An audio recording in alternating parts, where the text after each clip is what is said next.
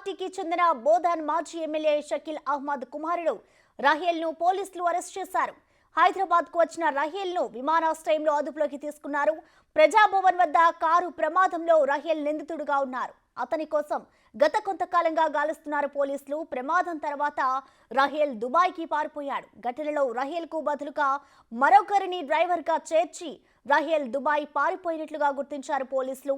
వివిధ సెక్షన్ల కింద పోలీసులు అయితే కేసు నమోదు చేశారు. ఇక దీంతో పాటు అతనిపై లుకౌట్ నోటీసులు జారీ చేశారు.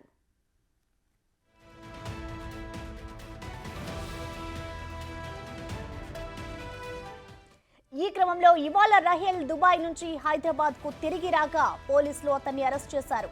న్యాయమూర్తి ముందు ప్రవేశపెట్టగా ఈ నెల 22 వరకు రిమాండ్ విధించింది. దీంతో రహేల్ ను చెంచల్గూడ జైలుకు పోలీసులు తరలించారు.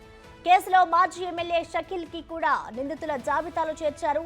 సాక్ష్యాలను తారుమారు చేసిన ఆరోపణలపై ఆయనపై పోలీసులు అభియోగాలు మోపారు.